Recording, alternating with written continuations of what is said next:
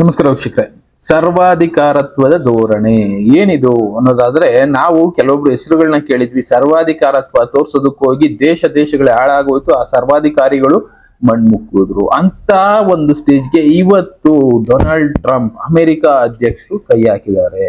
Recent ಆಗಿ ನೋಡಿದ್ವಿ, tax ಅದು ಇದು ಎಲ್ಲ ತಗೊಬಂದು ಚೈನಾ ಮೇಲೆ ಒಂದು ಪ್ರೆಷರ್ ಹಾಕಿದ್ರು, ಇಂಡಿಯಾ ಮೇಲೆ ಪ್ರೆಷರ್ ಹಾಕಿದ್ರು, ಯುರೋಪ್ ಕಂಟ್ರೀಸ್ ಮೇಲೆ ಪ್ರೆಷರ್ ಹಾಕಿದ್ರು. ಬಟ್ ಯಾರು ಕೂಡ ತಲೆ ಕೆಡಿಸ್ಕೊಳ್ಳಿಲ್ಲ. ನಮ್ಮ ಪಾಡು ನಾವು ಬೆಳ್ಕೊತೀವಿ, ಹೆಂಗೋ ಇದ್ಕೊಳ್ತೀವಿ, ಹೋಗಪ್ಪ ನಿಮ್ ಪ್ರಾಡಕ್ಟ್ ಬೇಡ ಏನು ಬೇಡ ಅಂತ ಸುಮ್ಮನಾಗೋದ್ರು. ಆದ್ರೆ ಟ್ರಂಪ್ ಸ್ಟೇಜ್ ಬೈ ಸ್ಟೇಜ್ ಬೇರೆ ಬೇರೆ ಇದಕ್ಕೆ ಕೈ ಹಾಕ್ತಾ ಹೋಗ್ತಾ ಇದಾರೆ.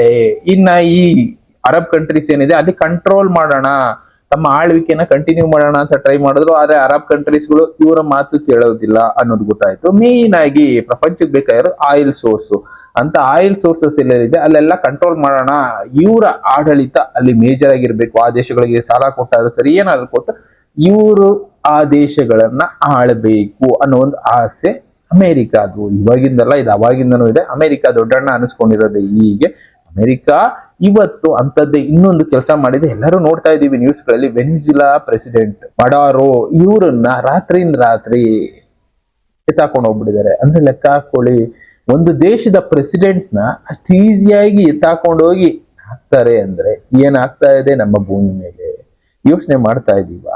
ಅದು ಒಂದು ದೇಶ, ಯಾವ್ದೋ ಒಂದು ಸಣ್ಣ ಹಳ್ಳಿ ಗೌಡ್ರನ್ನ ಎತ್ತಾಕೊಂಡು ಹೋದ್ರು ಅಂದ್ರೆ ಬಿಡಪ್ಪ ಅನ್ಬೋದು. ಆದ್ರೆ ಒಂದು ದೇಶದ ಪ್ರೆಸಿಡೆಂಟ್, ವೆನಿಜುಲಾ ದೇಶ ಸೌತ್ ಅಮೆರಿಕಾದಲ್ಲಿರುವಂತ ಈ ದೇಶದ ಪ್ರೆಸಿಡೆಂಟ್ ನ ಎತ್ಕೊಂಡು ಹೋಗಿದ್ದಾರೆ ಅಂದ್ರೆ ಲೆಕ್ಕ ಹಾಕೊಳ್ಳಿ. ಅಂದಾಜು ಲೆಕ್ಕಾಚಾರದ ಪ್ರಕಾರ ಸುಮಾರು 2.5 ಇಂದ 3 ಕೋಟಿ ಜನ ಪ್ರಜೆಗಳಿರುವಂತ ಒಂದು ದೇಶ. ಆ ದೇಶದ ಪ್ರೆಸಿಡೆಂಟ್ ನ ರಾತ್ರಿಯಿಂದ ರಾತ್ರಿ ಎತ್ತಾಕೊಂಡು ಹೋಗುತ್ತೆ ಒಂದು ದೇಶ ಅಂದ್ರೆ ಲೆಕ್ಕ ಹಾಕೊಳ್ಳಿ. ಇದೇ ನಮ್ಮ ಪ್ರಪಂಚದಲ್ಲಿ ಆಗ್ತಾ ಇರೋ ಮೇಜರ್ ಬದಲಾವಣೆಗಳು. ಇದು ಮಹಾಯುದ್ಧಕ್ಕೆ ಕಾರಣ ಆಗತ್ತಾ? ಯಾಕೆ ಅಂದ್ರೆ ಇವತ್ತು ಅಮೆರಿಕ ಇಲ್ಲಿ ಮಾಡಿರುವಂತ ಕೆಲಸ, ಯಾವ ದೇಶಕ್ಕೆ ಬೇಕಾದ್ರೂ ಅವರು ನುಗ್ಗಿ ಆ ದೇಶದ ಆಳ್ವಿಕೆಯನ್ನ ನಮ್ಮ ಕಂಟ್ರೋಲ್ ಇಟ್ಕೊಳ್ತೀವಿ ಅನ್ನೋದನ್ನ ತೋರಿಸ್ತಾ ಇದೆ ಅಮೆರಿಕ. ಇದೇ ಎಲ್ಲಾ ದೇಶಗಳಿಗೆ ಒಂದು ಎಚ್ಚರಿಕೆ ಗಂಟೆ. ಈಗ ಎಲ್ಲಾ ದೇಶಗಳು ಯೋಚನೆ ಮಾಡೋದಕ್ಕೆ ಶುರು ಮಾಡಿದೆ. ಇವತ್ತು ಅಮೆರಿಕ ವೆನಿಜುಲಾ ದೇಶಕ್ಕೆ ನುಗ್ಗಿ ಅಲ್ಲಿನ ದೇಶದ ಪ್ರೆಸಿಡೆಂಟ್ ನ ಎತ್ಕೊಂಡು ಬಂದು ಜೈಲ್ಗೆ ಹಾಕಿದ್ದಾರೆ ಅಂದ್ರೆ ಮುಂದೆ ಯಾವ ದಿನ ಬರಬಹುದು? ಅಮೆರಿಕ ನಾನು ದೊಡ್ಡಣ್ಣ, ನಾನು ಸ್ಟ್ರಾಂಗ್ ಅಂತ ತೋರಿಸ್ಕೊಳ್ಳೋದಕ್ಕೆ ಈ ಕೆಲಸ ಮಾಡಿದೆ. ವೆನಿಜುಲಾದಲ್ಲಿ oil reserve, world's oil reserve ನೋಡೋದಾದ್ರೆ ಈ ಗ್ರಾಫ್ ಅಲ್ಲಿ ಕಾಣಿಸುತ್ತೆ. ಸೌದಿ ಅರೇಬಿಯಾದಲ್ಲೇ ಜಾಸ್ತಿ ಇರೋದು, ಅದನ್ನ ಬಿಟ್ರೆ ಇರಾನ್, ಇನ್ನ ಕುವೈತು, ಇಲ್ಲೆಲ್ಲ ಆಯಿಲ್ ರಿಸರ್ವ್ ಅನ್ನೋದು ಜಾಸ್ತಿ ಇದೆ. ಈ ಅರಬ್ ಕಂಟ್ರಿಗಳು ಏನಿದೆ, ಈ ಮೇಜರ್ ಆಗಿ Iraq, UAE, Qatar, Kuwait, Saudi Arabia, Iran, ಈ ಇಷ್ಟು ಕಂಟ್ರಿಗಳಲ್ಲಿ ಆಯಿಲ್ ರಿಸರ್ವ್ ಜಾಸ್ತಿ ಇದೆ. ಇದರಿಂದಾನೆ ಬೇರೆ ಬೇರೆ ದೇಶಗಳಿಗೆ ಆಯಿಲ್ ಎಲ್ಲ ಬರ್ತಾ ಇದೆ, ನಾವು ಗಾಡಿಗಳು ಯೂಸ್ ಮಾಡ್ತಾ ಇದ್ದೀವಿ. ಇನ್ನು ಅಮೆರಿಕಾದಲ್ಲೂ ಇದೆ, ಕೆನಡಾದಲ್ಲೂ ಇದೆ, ರಷ್ಯಾದಲ್ಲೂ ಇದೆ, ಬಟ್ ಪ್ರಮಾಣ ಸ್ವಲ್ಪ ಕಡಿಮೆ. ಆದ್ರೆ ಈ ವೆನಿಜುಲಾ ದೇಶ ಹತ್ತತ್ರ ಸೌದಿ ಅರೇಬಿಯಾಗಿಂತ ಜಾಸ್ತಿ ಆಯಿಲ್ ರಿಸರ್ವ್ ನ ಹೊಂದಿದೆ. ಈಗ ಸೌದಿ ಅರೇಬಿಯಾದಲ್ಲೂ ಕೂಡ ಆಯಿಲ್ ರಿಸರ್ವ್ ಕಡಿಮೆ ಆಗ್ತಾ ಬಂದಿದೆ. ಇನ್ನೊಂದು 10 ವರ್ಷಕ್ಕೆ ಅಲ್ಲಿ ಕಡಿಮೆ ಆಗಬಹುದು ಅಂತಾನೆ ಅವರು ಟೂರಿಸಂ ಪ್ಲಾನ್ ಮಾಡ್ತಾ ಇದ್ದಾರೆ.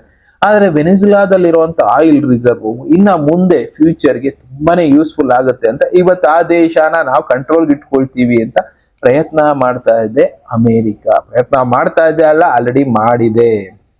ಇವತ್ತು ವೆನಿಜುಲಾನ ನಾವು ಕಂಟ್ರೋಲ್ ಮಾಡ್ತೀವಿ, ಅಮೆರಿಕ ಆಡಳಿತ ಆಳ್ವಿಕೆ ಅಲ್ಲಿರುತ್ತೆ ಅಂತ ಇವತ್ತು ತೋರಿಸಿದ್ದಾರೆ ಯಾರು? ಟ್ರಂಪ್. ಇದು ಸರ್ವಾಧಿಕಾರತ್ವನ.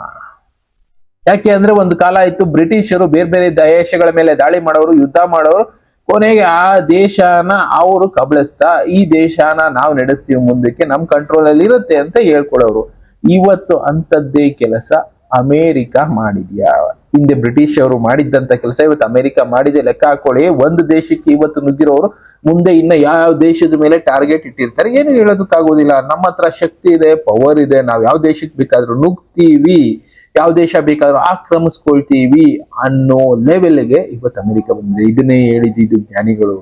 ಮುಂದೆ ಇಂಥ ದಿನಗಳು ಬರುತ್ತೆ, ಪವರ್ಗೋಸ್ಕರ ಹೋರಾಟಗಳು ನಡೆಯುತ್ತೆ, ಯುದ್ಧಗಳು ಮಾಡ್ತಾರೆ. ಇದು ಇವತ್ತು ಮಹಾಯುದ್ಧಕ್ಕೂ ಕಾರಣ ಆಗ್ಬೋದು. ಒಂದ್ ಕಡೆ ಅಲ್ಲಿ ರಷ್ಯಾ ಉಕ್ರೇನ್ ಯುದ್ಧ ನಡೀತಾನೆ ಇದೆ, ಅದು ಇಲ್ಲೂ ಕೂಡ ನಿಂತಿಲ್ಲ. ರಷ್ಯಾ ಉಕ್ರೇನ್ ವಾರ್ಗೆನೆ ಎಷ್ಟೊಂದು ಅಬ್ಜೆಕ್ಷನ್ ಇತ್ತು, ಎಷ್ಟೊಂದು ದೇಶಗಳು ಇದನ್ನ ನಿಲ್ಲಿಸಿ ಯಾಕೆ ಈ ರೀತಿ ಯುದ್ಧ ಮಾಡ್ತಾ ಇದ್ದೀರಾ ಅಂತ ಮಾತಾಡ್ತಾ ಇದ್ವು. ಕೊನೆಗೇನಾಯ್ತು, ಇವಾಗ ರೀಸೆಂಟ್ ಆಗಿ ಉಕ್ರೇನು ರಷ್ಯನ್ ಪ್ರೆಸಿಡೆಂಟ್ ಮೇಲೆ ದಾಳಿ ಮಾಡೋದಕ್ಕೆ ಪ್ರಯತ್ನ ಮಾಡ್ತು. ಇದರಿಂದ ರಷ್ಯಾ ಆಪೋಸಿಟ್ ಆಗಿ ಉಕ್ರೇನ್ ಮೇಲೆ ನಾನು ಭಯಂಕರವಾಗಿ ದಾಳಿ ಮಾಡ್ತೀನಿ ಅಂತ ನಿಂತ್ಕೊಂಡ್ಬಿಟ್ಟಿದೆ. ಅದು ಒಂದು ಸ್ಟೇಜ್ ಆದ್ರೆ, ಈ ಕಡೆ ಚೈನಾ ತೈವಾನ್ ಮೇಲೆ ಯುದ್ಧ ಮಾಡ್ತಾ ಇದೆ. ತೈವಾನ್ಗೆ ಸಪೋರ್ಟಿವ್ ಆಗಿ ಅಮೆರಿಕ ನಿಂತಿದೆ. ಇಲ್ಲಿ ಉಕ್ರೇನ್ಗೆ ಸಪೋರ್ಟಿವ್ ಆಗಿ ಅಮೆರಿಕ ನಿಂತಿದೆ. ಅಮೆರಿಕ ಏನ್ ಮಾಡ್ತಾ ಇದೆ, ಸಣ್ಣ ಸಣ್ಣ ದೇಶಗಳನ್ನೆಲ್ಲ ತನ್ನ ಕಂಟ್ರೋಲ್ಗೆ ತಗೊಳ್ಳೋದಕ್ಕೆ ಶುರು ಮಾಡಿದೆ. ಮುಂದೆ ಒಂದು ದಿನ ಇದೆಲ್ಲ ಕೂಡ ಅಮೆರಿಕ ಆಡಳಿತದಲ್ಲೇ ನಡೆಯುತ್ತೆ. ಅಮೆರಿಕಾದವರು ಏನ್ ಮಾಡ್ತಾರೋ ಅದೇ ರೂಲ್ಸ್ ನ ಇವರೆಲ್ಲ ಫಾಲೋ ಮಾಡಬೇಕು ಅನ್ನೋ ಲೆವೆಲ್ಗೆ ತಗೊಂಡೋಗೋ ನಿಲ್ಸೋ ಒಂದು ಪ್ರಯತ್ನ ಇವತ್ತು ದೊಡ್ಡಣ್ಣ ಮಾಡ್ತಾ ಇದೆಯಾ? ಇದು ಅಮೆರಿಕಾದ ಅಂತ್ಯಕ್ಕೆ ಮುನ್ಸೂಚನೆಯನ್ನ, ಇಲ್ಲ ಪ್ರಪಂಚದಲ್ಲಿ ಇರುವಂತ ಎಷ್ಟೋ ದೇಶಗಳ ಎಷ್ಟೋ ಜನರ ಅಂತ್ಯಕ್ಕೆ ಮುನ್ಸೂಚನೆಯನ್ನ? ಯಾಕೆ ಅಂದ್ರೆ ಇಲ್ಲಿ ಒಂದು ದೊಡ್ಡ ದೇಶದ ಪ್ರೆಸಿಡೆಂಟ್ ಅನ್ನ ಎತ್ಕೊಂಡು ಹೋಗುವಂತ ಕೆಲಸ ಅಂದ್ರೆ ಲೆಕ್ಕ ಹಾಕೊಳ್ಳಿ. ಈ ಪರಿಸ್ಥಿತಿ ನೆಕ್ಸ್ಟ್ ಬೇರೆ ದೇಶಗಳಿಗೂ ಬರ್ಬೋದು. ಅದನ್ನೇ ಅಮೆರಿಕ ಇವತ್ತು ತೋರಿಸಿದೆ. ನಾವು ಮನಸ್ಸು ಮಾಡಿದ್ರೆ ಯಾವ ದೇಶಕ್ಕೆ ಬೇಕಾದ್ರೂ ನುಗ್ತೀವಿ, ಅಲ್ಲಿನ ಆಡಳಿತನ ನಮ್ಮ ಕಂಟ್ರೋಲ್ ತಗೊಳ್ತೀವಿ ಅನ್ನೋ ಲೆವೆಲ್ಗೆ ಅಮೆರಿಕ ಹೇಳ್ತಾ ಇದೆ. ಲೆಕ್ಕ ಹಾಕೊಳ್ಳಿ. ಒಂದ್ಸಲ ಪಾಕಿಸ್ತಾನಕ್ಕೆ ಸಪೋರ್ಟ್ ಮಾಡುತ್ತೆ, ಕಡೆ ಬಾಂಗ್ಲಾದೇಶಿಗೆ ಸಪೋರ್ಟ್ ಮಾಡ್ತೀವಿ ಏನಂತೆ, ಇನ್ನೊಂದು ಸಣ್ಣ ಪುಟ್ಟ ದೇಶಗಳಿಗೆಲ್ಲ ಸಪೋರ್ಟ್ ಮಾಡಿ ನಾವು ನಿಮ್ಗೆ ವೆಪನ್ ಸಪ್ಲೈ ಮಾಡ್ತೀವಿ, ಇನ್ನೊಂದು ಮಾಡ್ತೀವಿ, ನಮ್ಮ ಕಂಟ್ರೋಲ್ ಅಲ್ಲಿ ನಾವ್ ಹೇಳಿದ್ದನ್ನ ಮಾಡ್ಕೊಂಡು ಹೋಗಿ ಅನ್ನೋ ರೀತಿ ಅವ್ರನ್ನೆಲ್ಲ ಮೇಂಟೈನ್ ಮಾಡ್ತಾ ಇದೆ. ಇದೆಲ್ಲಾ ಕೂಡ ಮೂರನೇ ಮಹಾಯುದ್ಧಕ್ಕೆ ಕಾರಣ ಆಗುತ್ತೆ. ಯಾಕೆಂದ್ರೆ ದೊಡ್ಡ ದೊಡ್ಡ ದೇಶಗಳು ಕಾಯ್ತಾ ಇದಾವೆ. ಅದರಲ್ಲೂ ಚೈನಾ ಆಗ್ಬೋದು, ರಷ್ಯಾ, ಇನ್ನ ದೊಡ್ಡ ದೊಡ್ಡ ದೇಶಗಳು ಕಾಯ್ತಾ ಇದಾವೆ ಅಮೆರಿಕ ಈಗ ಮಾಡ್ತಾ ಇರೋದು ಸರಿ ಇಲ್ಲ ಅಂತ. ಪ್ಲಸ್ ಅಮೆರಿಕಾಗೆ ಇನ್ನ ನುಂಗ್ಲಾರ್ದ ತುತ್ತು ಅಂದ್ರೆ ಈ ಕಡೆ ಬ್ರಿಕ್ಸ್ ಬೇರೆ ಗ್ರೂಪ್ ಮಾಡ್ಕೊಂಡು G7 ಗಿಂತ ಈಗ ಮೇಲ್ಗಡೆ ಹೋಗೋ ಪ್ರಯತ್ನದಲ್ಲಿದ್ದಾವೆ. ಪ್ಲಸ್ ಪೆಟ್ರೋಲಿಯಂ ಪ್ರಾಡಕ್ಟ್ಸ್ ಎಲ್ಲ ಅರಬ್ ಕಂಟ್ರೀಸ್ ಅಲ್ಲಿ ಇದೆ, ಅರಬ್ ಕಂಟ್ರೀಸ್ ಒಂದು ಗ್ರೂಪ್ ಮಾಡ್ಕೊಂಡ್ರು. ನೆಕ್ಸ್ಟ್ ಇದರಿಂದ ಅಮೆರಿಕಾಗೆ ತೊಂದರೆ ಆಗಬಹುದು ಅಂತ ಕೆನಡಾನು ಕವರ್ ಮಾಡ್ಕೊಳ್ತೀವಿ ಅಂತ ಒಂದು ಪ್ರಯತ್ನ ಕೂಡ ಮಾಡ್ತು ಅಮೆರಿಕ. ಅದಾದ ಮೇಲೆ ಈಗ ಮಾಡ್ತಾ ಇರೋದು ಸೌತ್ ಅಮೆರಿಕಾನು ನಮ್ಮ ಕಂಟ್ರೋಲ್ಗೆ ತಗೊಳ್ತೀವಿ ಅಂತ ಪ್ರಯತ್ನ ಮಾಡ್ತಾ ಇದೆ.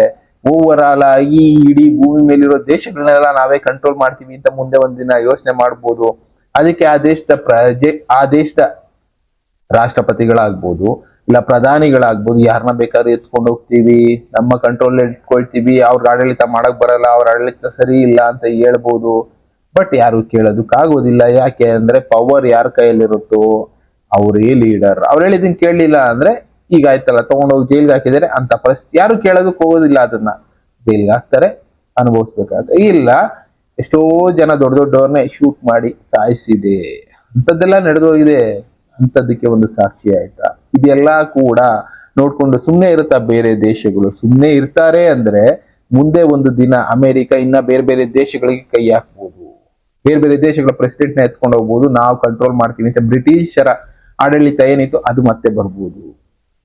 ನೋಡ್ಬೇಕು ಬೇರೆ ಬೇರೆ ದೇಶಗಳು ಏನು ಆಪೋಸಿಟ್ ಆಗಿ ಯೋಚನೆ ಮಾಡುತ್ತೆ, ಇದಕ್ಕೆ ಅಮೆರಿಕ ಮತ್ತೆ ಏನ್ ತಂತ್ರ ಮಾಡುತ್ತೆ. ಓವರ್ ಆಲ್ ಆಗಿ ಇದೆಲ್ಲಾ ಕೂಡ ಮೂರನೇ ಮಹಾಯುದ್ಧದ ಸ್ಟಾರ್ಟಿಂಗ್. ಇಲ್ಲ ಇನ್ನೊಂದು ಪಾಯಿಂಟ್ ಹೇಳೋದಾದ್ರೆ, ಇದನ್ನೆಲ್ಲಾ ತೋರಿಸಿ ನಮಗೆ ಕಣ್ಣಿಗೆ ಮರೆಮಾಚೋ ಕೆಲಸ ಮಾಡಿ ಹಿಂದೆ ಏನಾದ್ರೂ ಬೇರೆ ಕೆಲಸ ನಡೀತಾ ಇದಾವ ಅಂದ್ರೆ, ನಮ್ಮ ಕಣ್ಣು ಮುಂದೆ ಒಂದು ಪರದೆನ ಇಟ್ಟು ಆ ಪರದೆನಲ್ಲಿ ಈ ರೀತಿ ಸಿನಿಮಾಗಳನ್ನ ತೋರಿಸಿ, ಯುದ್ಧದ ಸಿನಿಮಾಗಳನ್ನ ತೋರಿಸಿ ಹಿಂದೆ ಏನಾದ್ರೂ ಬೇರೆ ಕೆಲಸಗಳು ನಡೀತಾ ಇದಾವ ಹೇಳೋದಕ್ಕಾಗೋದಿಲ್ಲ. ಜನರ ಮೈಂಡ್ ಸೆಟ್ ನ ಬೇರೆ ಕಡೆಗೆ ತಿರುಗಿಸಿ ಬೇರೆ ಬೇರೆ ಕೆಲಸಗಳು ಎಷ್ಟೋ ಸಲ ಆಗೋಗಿದೆ. ಆ ರೀತಿ ಏನಾದ್ರೂ ಪ್ರಾಜೆಕ್ಟ್ ನಡೀತಾ ಇದಾವ ಹುಡ್ಕೋ ಪ್ರಯತ್ನ ಮಾಡಬೇಕು. ಇನ್ನ ಈ ತರದ ಎಷ್ಟೋ ವಿಷಯಗಳು ನಡೀತಾ ಇದೆ. ಇದರಿಂದ ಏನಾದ್ರೂ ತಂತ್ರ ಇದೆಯಾ ಗೊತ್ತಿಲ್ಲ, ತಿಳ್ಕೊಳ್ಳೋ ಕೆಲಸ ಮಾಡಿ. ಯಾರಿಗಾದ್ರು ಗೊತ್ತಿದ್ರೆ ಜನಕ್ಕೆ ತಿಳಿಸಿ, ಬಚಾವ್ ಮಾಡಿದ ಪುಣ್ಯ ನಿಮ್ಗೂ ಬರುತ್ತೆ. ಒಟ್ಟಿನಲ್ಲಿ ಇಲ್ಲಿ ಟ್ರಂಪ್ ಅವರು ಮಾಡ್ತಾ ಇರುವಂತ ಸರ್ವಾಧಿಕಾರಿ ಧೋರಣೆಗೆ ಬ್ರೇಕ್ ಹಾಕ್ಲಿಲ್ಲ ಅಂದ್ರೆ ಇದು ಮೂರನೇ ಯುದ್ಧಕ್ಕೆ ನಾಂದಿ ಅಷ್ಟೇ. ಇನ್ನು ಈ ತರ ಬೇರೆ ಬೇರೆ ವಿಷಯಗಳ ಜೊತೆ ನಾನು ಮತ್ತೆ ಸಿಗ್ತೀನಿ. Thank you, good by.